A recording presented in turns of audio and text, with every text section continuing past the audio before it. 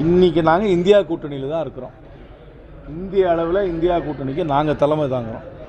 தமிழ்நாட்டை பொறுத்த வரைக்கும் திராவிட முன்னேற்ற கழகம் இந்தியா கூட்டணிக்கு தலைமை தாங்குகிறது. அந்த கூட்டணி நாங்கள் இருக்கிறோம். நாங்கள் ஒரு கமிட்டி அமைச்சிட்டோம் பேச்சுவார்த்தை நடத்துறதுக்கு. அவங்க சட்டமன்ற கூட்டம் முடிஞ்சப்புறம் 22ஆம் தேதி ஒரு கமிட்டி அமைக்கிறேன்னு சொல்லியிருக்காங்க. அந்த 2 கமிட்டியும் பேசி எத்தனை தொகுதிகளில் கூட்டணி கட்சிகள் போட்டியிடுவார்கள், குறிப்பாக காங்கிரஸ் கட்சி எவ்வளோ போட்டியிடுவோன்னு நிர்ணயம் பண்ணுவாங்க. அதுக்கப்புறம் தொகுதிகளை ஐடென்டிஃபை பண்ணுவோம்.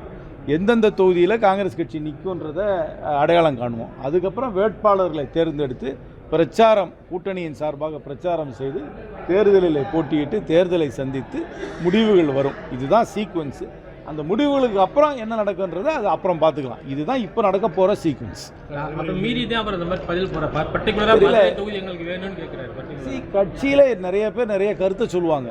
அதுவே கட்சியோடைய அஃபிஷியல் பொசிஷன் ஆகாது. என்னதான் யார் விருப்பம் தெரிவித்தாலும் 234 தொகுதி தான் இருக்குது. அதில் எத்தனை தொகுதி காங்கிரஸ் கட்சி நிற்க போகுதுன்றதை கூட்டணி பேச்சுவார்த்தையின் மூலமாக தான் நிர்ணயம் பண்ண முடியும். அது எந்த தொகுதின்றதை ஒரு கிவ் அண்ட் டேக் பாலிசியில் நிர்ணயம் முடியும்.